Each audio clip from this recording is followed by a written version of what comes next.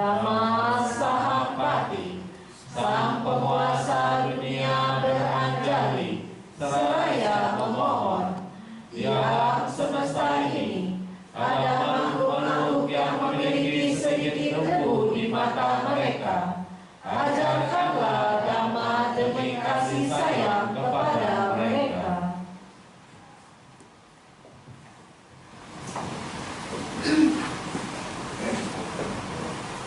Namo tassa bhagavato arahato samma sambuddhassa. Namo tassa bhagavato arahato samma sambuddhassa. Namo tassa bhagavato arahato samma sambuddhassa. Mettaya bhikkhave ceto vimuttiya asevitaya bhavitaya bahulikataya yanikataya madukataya anuditaya paricitaya susamarathaya ime ekadasa nisangsa padikakati.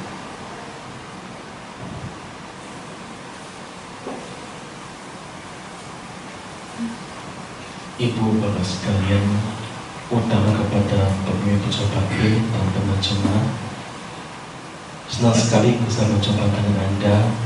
Ini yang pertama kali saya datang ke wihara ini, ke wihara Dhamma Canggu.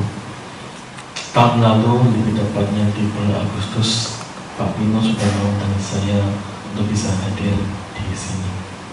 Tetapi karena sedang tingginya kasus COVID dan para biku juga terkena COVID, sedang masuk adalah salah satu korban dari COVID, akhirnya malu harus menunda untuk ke sini. Dan pada kesempatan kali ini, kami berdua saya bisa datang dengan sehat untuk menghadiri puja bakti di wihara Dhamma Canggu.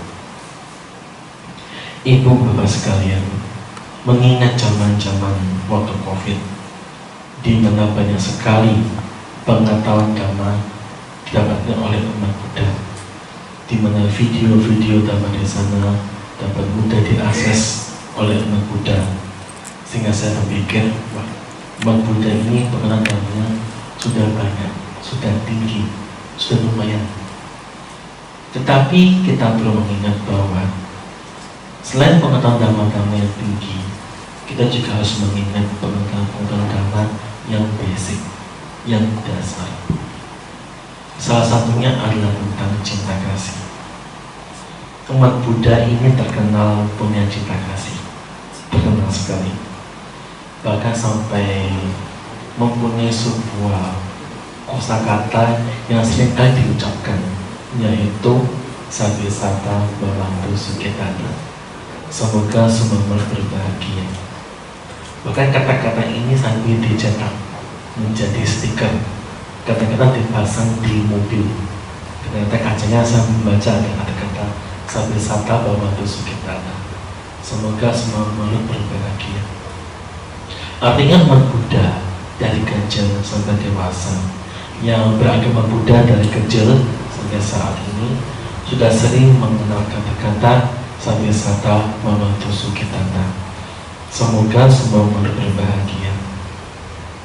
Pertanyaannya, apakah kata-kata itu hanya sebatas kata-kata atau sudah meresap di dalam batin masing-masing?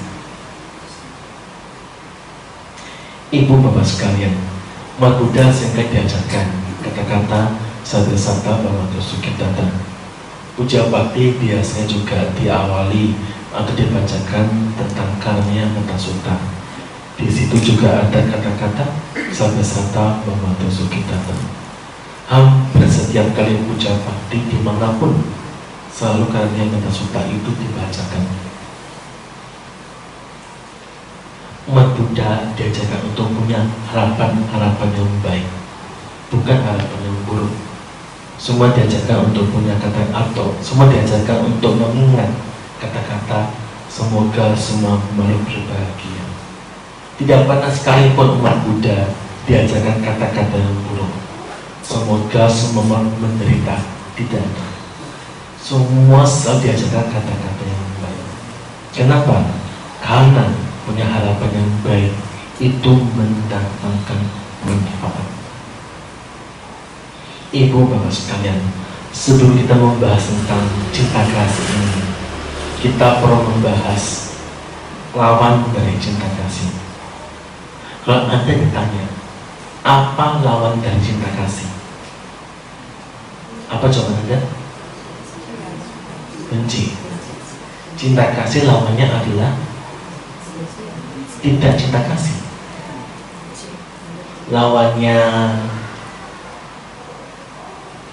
Lawannya bisa tidur adalah tidak bisa tidur. Lawannya kenyang adalah lapar. Ya, memang itu ada permainan bahasa sebenarnya, tetapi kita perlu mengingat bahwa lawan dari cinta kasih itu tidak hanya tentang benci, tidak hanya di situ. Lawan dari cinta kasih adalah tidak punya cinta kasih. Dan tidak punya cinta kasih itu bisa beranak banyak macam. Kesal, benci, dendam, dan apapun itu semua adalah bentuk dari tidak ada cinta kasih. Nah, kita akan membahas salah satu saja, yaitu kebencian yang nanti Anda sebutkan. Ibu bapak sekalian, di dalam Kodana Sutta tentang kemarahan, Sang Buddha memaparkan tentang bahaya-bahaya dari kemarahan. Sang Buddha seringkali memberitahu bahaya-bahaya. Untuk apa? Jika orang mengerti dan mau berubah. Bahkan para biku seringkali dinasihati oleh Sang Buddha dengan kata-kata melihat bahaya dari pelanggaran sekecil apapun. Karena bahaya-bahaya itu mendatangkan penderitaan.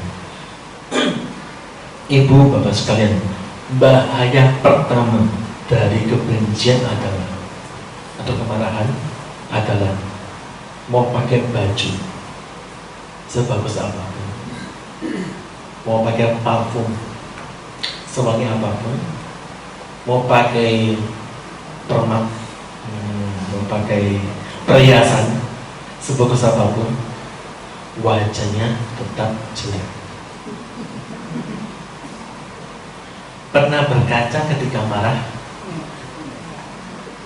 Pernah marah? Pernah. Sering marah? Ada yang hobi marah tidak? Tidak ada ya? Oke. Kalau Anda pernah melihat orang marah, itu wajahnya selalu jelek. Serem ya? Tegang begitu. Ada yang pernah berkomentar, nanti saya pernah mendengar kata-kata, kalau semakin marah semakin cantik, semakin marah semakin ganteng. Itu cuma di film.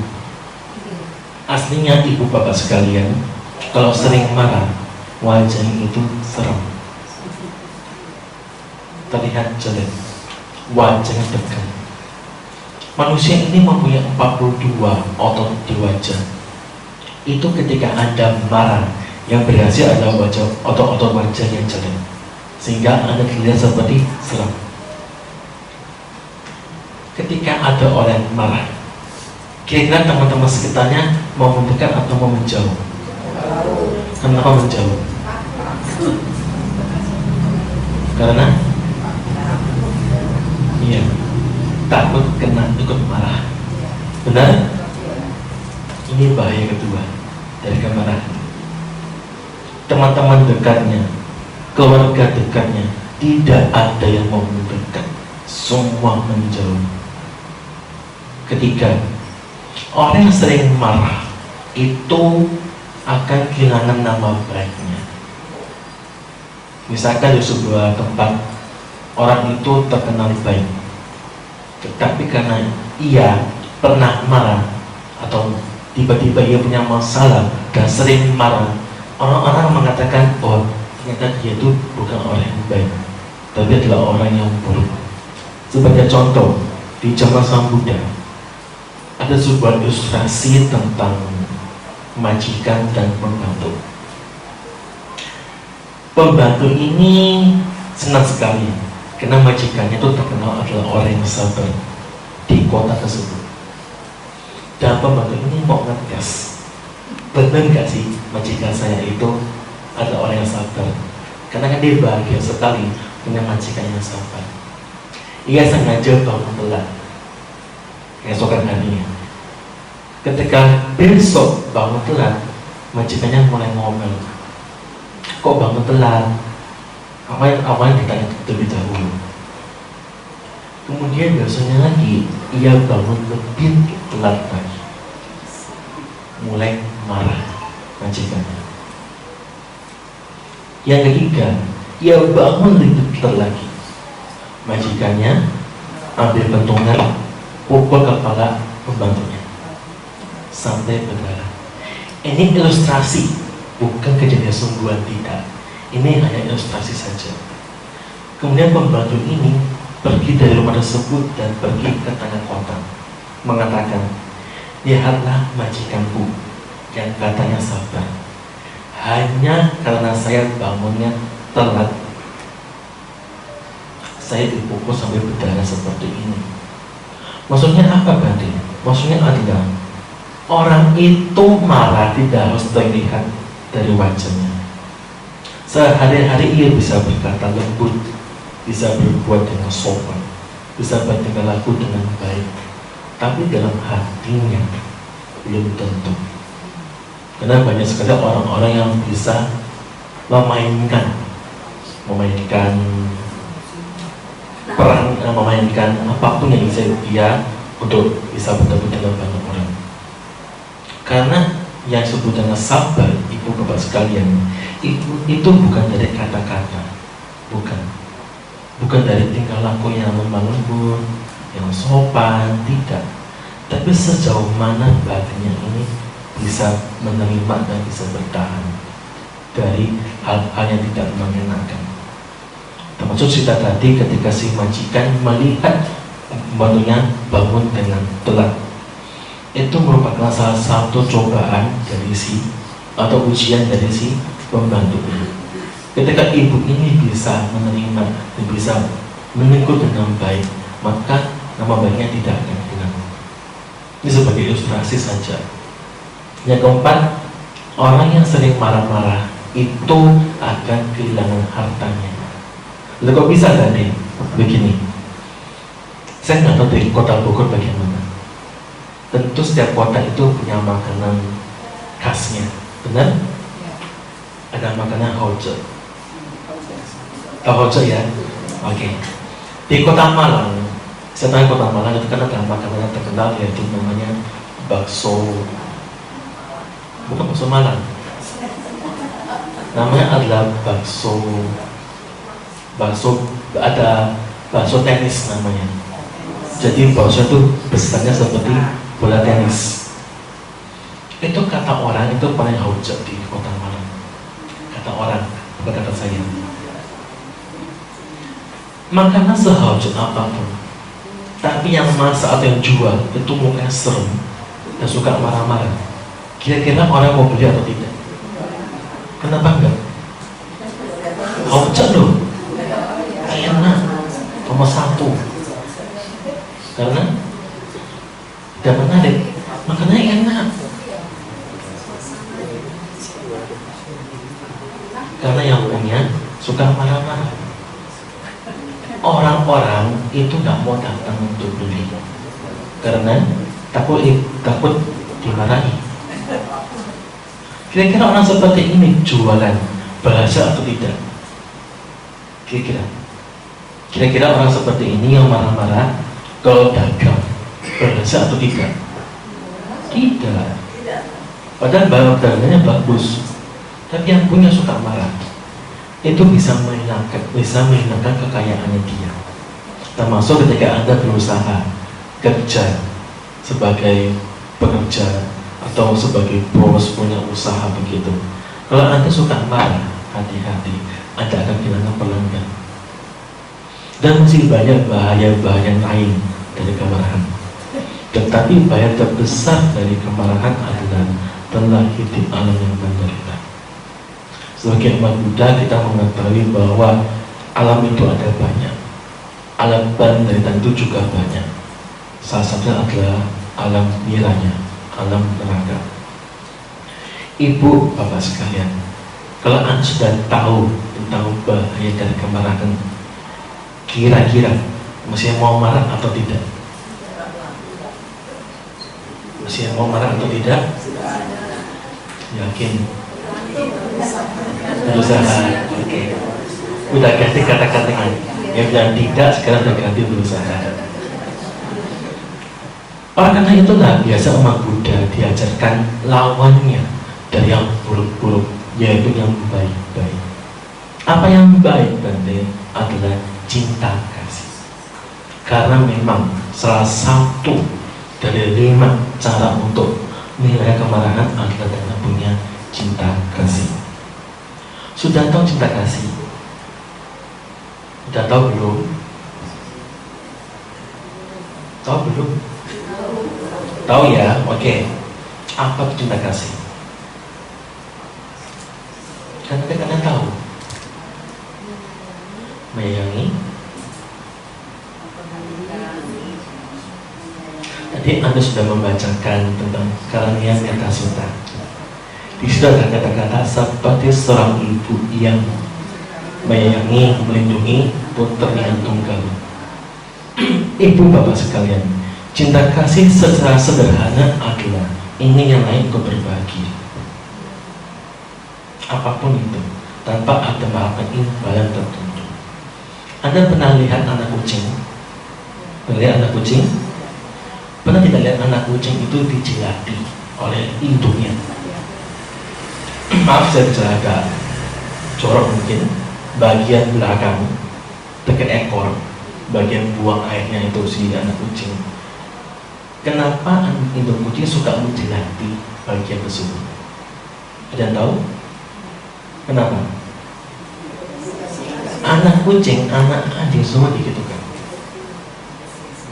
Termasuk semua hewan saya kira. Mau beruang, mau apapun, selalu dijilati bagian itunya. Untuk apa? Bukan. Agar si anak itu bisa buang air. Bagian itu biasanya anak kucing, anak anjing, anak apapun itu, mereka belum bisa dirangsang untuk buang air sendiri. Maka biasanya itu dijilati untuk dirangsang agar dia bisa buang air. Begitu. Kalau Anda pernah lihat video panda di China, itu ketika masih kecil suka digendong dan dipukul-pukul begitu agar bisa buang air. Itu bagian hewan. Kalau bagian manusia, pernah lihat tidak? Yang pria-pria, pernah lihat tidak? Bayi diganti popoknya. Pernah lihat tidak? Pernah lihat tidak yang bagian pria-pria? Pernah ya? Kenapa ibu berani mengganti popoknya sampai membersihkan kotoran-kotorannya? Karena punya cinta kasih. Seperti itulah cinta kasih. Ingin yang lain itu berbahagia sampai rela seperti itu. Nah, ketika Anda sudah tahu seperti ini, kira-kira masih mau marah atau tidak? Berusaha, oke. Nah, oleh karena itulah ibu bapak sekalian, seseorang juga tidak hanya mengerti lawan bahaya lawannya, dan juga harus mengerti tentang manfaat dari lawannya ini. Seperti ketika Anda datang ke wilayah Taman Cakung, ketika Anda datang ke sini, kebetulan saya dari Tangerang Selatan tadi berangkat ke sini lewat jalan tol. Saya lewat jalan tol karena ada manfaatnya, yaitu lebih cepat. Jalannya benar-benar bebas hambatan. Pagi ini saya nggak tahu nanti kalau pulang apakah benar-benar bebas hambatan atau tidak, saya nggak tahu. Kadang-kadang di tol itu namanya jalan bebas hambatan, ternyata banyak hambatannya, macetnya itu parah sekali. Nah, ibu bapak sekalian, apa manfaat dari cinta kasih? Ada 11 manfaat dari cinta kasih. Satu poin saja dari 5 cara untuk menghilangkan kemarahan ada 11 manfaat yang jika dilakukan sebagai objek untuk kemajuan batin, yang mana itu dibangun dengan baik, dilatih dengan sungguh-sungguh, dijadikan sebagai landasan kita, sebagai kendaraan untuk maju. Maksudnya kendaraan untuk maju adalah sebagai sarana agar kita punya kemajuan batin. Semua itu jika dilakukan dengan baik akan ada 11 manfaat yang akan menanti. Yaitu pertama, suka supati, di dunia bahagia. Kedua adalah suka pati pujati, bangunnya juga bahagia. Ketiga adalah napapakar supin nampasati, tidak melihat mimpi buruk. 3 dari 11 ini hanya bicara tentang masalah tidur. Kenapa? Karena orang yang suka marah-marah itu tidak bisa tidur. Otomatis ketika dia nggak bisa tidur, bangunnya nggak bisa bangun. Kenapa? Karena dia nggak tidur. Benar kan? Ketiga, ketika orang suka marah-marah dan ingin tidur, dia sering bermimpi buruk. Ada sebuah cerita, ini banyak dialami oleh para pekerja kantor. Namanya kerja di kantor itu dari pagi sampai sore atau sampai malam. Benar ya? Ketika kerja di kantor ataupun dimanapun sebenarnya, itu banyak tantangannya. Terkadang dengan teman kerja itu tidak enak juga. Benar? Terkadang dengan atasan tidak menyenangkan, dengan teman sesama tidak menyenangkan. Dan ada sebuah cerita, ada orang yang sering kali di kantor, ia sering dapat masalah dengan rekan kerjanya. Ketika ia pulang ke rumah, biasa orang itu kan kalau pulang ke rumah mandi, kemudian ganti baju dan makan, seperti itu, ataupun santai-santai di rumahnya. Itu orang ini yang sering kali mengalami masalah dengan temannya. Ia pulang, kemudian ia seringnya tidur. Ketika tidur, ia sering kali bermimpi buruk. Kenapa? Karena ia kepikiran dengan kejadian yang tidak menyenangkan. Paling gampang adalah orang yang sering marah itu sering kepikiran. Dan sering kepikiran itu akan menjadi mimpi buruknya. Apapun yang Anda pikirkan di siang hari, sering kepikiran di siang hari, itu akan kepikiran di malam hari, menjadi mimpi. Apapun yang Anda mimpikan di malam hari yang berkesan, itu akan menjadi kepikiran di siang hari. Makanya ada yang namanya togel. Tahu togel? Tahu togel? Tahu ya? Itu kan biasa beli nomor kan dari mimpi loh. Mimpi apa, terus dicocokkan dengan angkanya, oh angka sekian, pasang togel. Benar? Masih ada nggak sekarang zaman togel tuh? Udah nggak ada ya? Terus saya di kampung masih ada soalnya dengan togel seperti itu. Saya masih lari sih, mimpi apa kadang pasang nomor begitu. Bahkan keperabiku kadang-kadang datang untuk ditanya, nanti mimpi apa? Mimpi ini, oh ya, untuk apa? Pasang togel ganti. Nah, ibu bapak sekalian,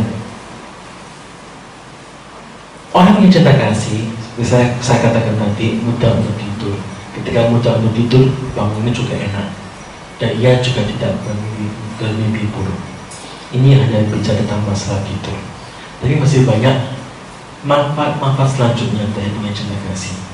Keempat adalah manusana piyohoti, dicintai oleh sesama manusia. Yang kelima adalah manusana piyohoti, dicintai yang bukan manusia. Kalau yang bukan manusia ini bukan berarti teman ya, tidak. Apapun yang bukan manusia itu juga akan dekat dengan Anda, termasuk hewan-hewan. Karena bahaya dari kemarahan adalah dijauhi oleh sesama manusia. Tapi ketika Anda punya cinta kasih, Anda akan didekati oleh sesama manusia. Kenapa? Karena ia merasa nyaman dengan Anda. Karena dewa tak rakanti, dijaga oleh para dewa. Kenapa orang yang cinta kasih itu dijaga oleh para dewa? Karena ia punya cinta kasih. Kalau Anda datang ke tempat ibadah apapun itu, berharap sembahyang dilindungi oleh para dewa, tapi Anda masih suka marah-marah, para dewa tidak akan menjaga diri Anda. Kenapa? Mungkin bagi saya, para dewa juga takut dengan Anda yang marah-marah. Mungkin. Yang ketujuh adalah na'akiwa isang wasatang makamati.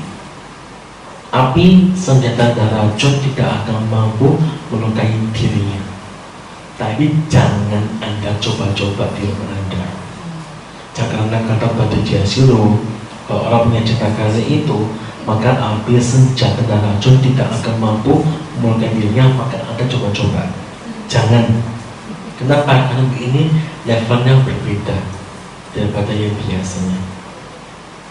Tuwatang citang samantiyanti. Orang punya cinta kasih itu mudah untuk tenang, mudah untuk badannya tidak kesana tidak kemari. Anda pernah meditasi? Pernah? Kapan terakhir? Tadi kan? Oke. Itu masih nyantol, masih ingat. Kalau Anda bermeditasi, pernah tidak merasakan badannya susah sekali untuk tenang? Pernah tidak? Biasanya itu nggak tenang disebabkan oleh pikiran-pikiran yang buruk. Termasuk kalau Anda sedang marah-marah. Ketika Anda marah, jangan harap badannya bisa tenang. Kalau Anda punya pikiran yang buruk atau punya kebiasaan yang buruk, itu akan mengganggu ketika Anda bermeditasi. Tetapi ketika Anda punya cinta kasih, batin itu mudah sekali untuk diajak tenang. Itulah salah satu manfaat dari cinta kasih. Muka wano bebasin hati. Orang punya cinta kasih itu wajahnya menyenangkan untuk dilihat. Pernah nggak bertemu dengan orang punya cinta kasih? Atau begini, pernah tidak ketika Anda bertemu dengan orang yang mungkin Anda tidak kenal, tapi hati ini rasanya ada wajahnya? Pernah tidak? Lihat wajah tertentu, lihat rambut tertentu, lihat umat tertentu. Ketika lihat itu, batinnya terasa ada. Pernah? Ini adalah salah satu manfaat cinta kasih. Jadi ibu-ibu sekalian tidak usah pakai tumpul. Maaf, di sini kan ada bedak gitu ya. Tidak usah terlalu mereka pakai bedak ataupun make up tertentu. Karena sebenarnya kalau Anda pakai make up dan Anda suka marah-marah, hati-hati, itu bedaknya bisa retak. Benar ya? Bisa retak. Saya kira melihat kenapa kok para perempuan itu dikit-dikit ke WC, ke WC. Kenapa seperti ini? Ternyata itu retak bedaknya. Didempul. Bahasa Jawa itu didempul, diperbaiki, dipasangi lapisan lagi. Supaya apa? Supaya retaknya itu hilang. Jadi kalau Anda suka marah-marah, itu sebenarnya retak bedaknya. Dan orang-orang juga, biarpun Anda pakai bedak setebal apapun, seputih apapun, semenak apapun, orang tetap tidak akan mau dekat dengan Anda. Nah, wajahnya itu tidak menyenangkan untuk dilihat. Ibu bapak sekalian, sudah banyak tentang hal-hal yang cinta kasih ini dijelaskan. Tapi sebenarnya masih ada dua terakhir manfaat dan cinta kasih, yaitu asam mulko kalam karoti. Orang yang punya cinta kasih itu kalau meninggal gak akan bingung mau kemana. Kenapa? Karena ia hidup dengan bahagia.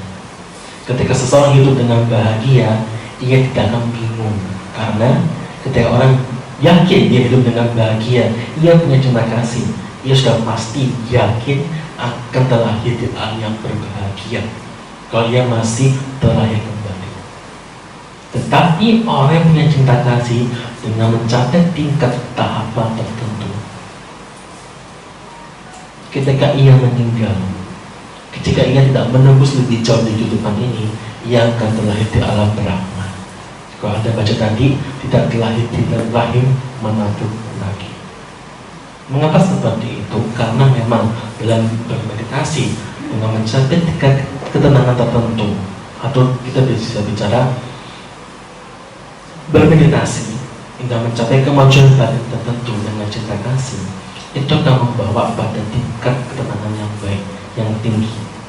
Bahkan itu bisa mengeliminasi kotoran-kotoran batin tertentu, masuk kemarahan. Nah, ibu bapak sekalian, inilah 11 manfaat dari cinta kasih. Ada 5 cara sebenarnya. Ada 5 cara untuk menghilangkan kemarahan. Yang pertama adalah punya cinta kasih. Kedua adalah punya kasih sayang, peduli kepada mereka yang menderita. Yang ketiga adalah punya keseimbangan batin. Jika ada orang marah, memang dia sedang marah, dan jangan Anda ikut marah. Punya keseimbangan batin. Batin ini tidak mudah terpengaruh oleh orang yang sedang marah-marah. Kenapa? Karena sebenarnya kalau Anda pernah baca tentang psikologi, orang marah itu dikategorikan orang yang sedang sakit jiwa. Saya nggak bercanda. Dalam psikologi modern, marah itu adalah salah satu penyakit kejiwaan. Mengapa? Karena orang yang marah itu, mau Anda beritahu apapun, suruh diam, suruh tenang, tidak akan bisa tenang. Kenapa? Sedang gila. Dalam zaman pun disampaikan seperti itu juga. Dalam Kode Sutra sampaikan, Kodang Dhamma Nanjanati, Koda Dhamma Napasanti, Anda Dhamma Tadahoti, yang Kodo Sahaken Maranti. Ketika marah, tidak bisa melihat Dhamma. Ketika marah, tidak bisa melihat yang bermanfaat. Hanya ada kebutaan dan kegelapan ketika orang sedang marah. Artinya, ketika sedang ada orang yang marah, mau diberikan nasihat sebaik apapun, dia tidak akan bisa menerima. Kenapa? Sedang buta dan gelap di situ. Pernah tahu tempat ibadah ada orang marah-marah? Pernah tahu? Pernah tahu tidak? Sebuah kasus di sebuah tempat ibadah ada orang yang marah-marah. Pernah tahu? Di berita kan banyak. Di tempat ibadah atau orang berantem kan banyak seperti itu.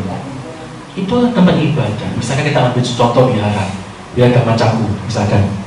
Saya harap nggak ada di sini ya. Saya ambil contoh saja.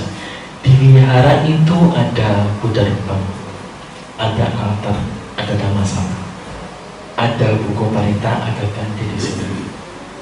Orang itu bisa marah di wihara. Kenapa? Karena ketika dia marah, dia sudah nggak tahu lagi apa itu wihara, apa itu Dhammasala, apa itu Buddha Rupang, apa itu buku parita, apa itu Gandhi. Semua hilang ketika orang sedang marah.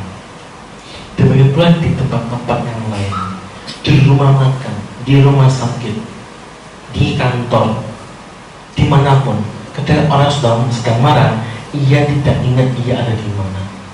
Ia tidak ingat dengan apa yang terjadi sekitarnya. Semua ia tidak tahu. Kenapa? Karena ia sedang dikuasai oleh kemarahan. Kalau Anda pernah dengar cerita orang yang sedang pukul-pukulan, berantem ketika marah, apa yang mereka alami ketika mereka pukul orang? Mereka menjawab, tidak tahu. Tidak tahu berarti ketika pukul itu matanya terasa gelap, tidak tahu apa yang terjadi. Ia dipengaruhi oleh kemarahan. Di situ hanya ada kebutaan dan kegelapan.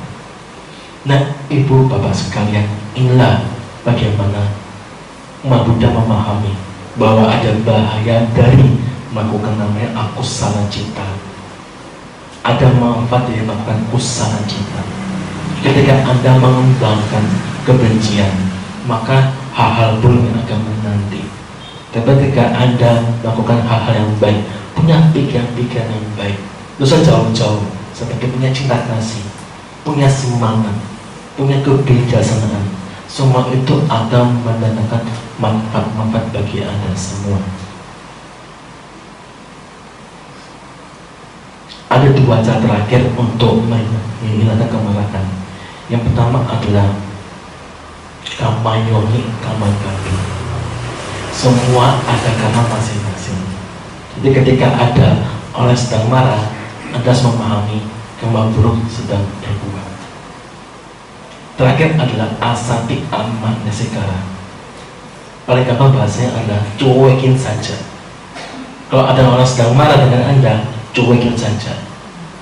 Jangan diperhatikan dan jangan dipikirkan. Asati aman sekarang. Inilah 5 hal bagaimana kita menghilangkan kemarahan. Ibu bapak sekalian, semoga dengan latihan-latihan damai ini yang telah Anda belajar sampai saat ini dan telah Anda kembangkan sampai saat ini, semoga menandakan hal-hal yang baik bagi Anda semua. Semoga Anda sampaikan bermanfaat bagi Anda semua. Semoga Anda semua selalu berbahagia.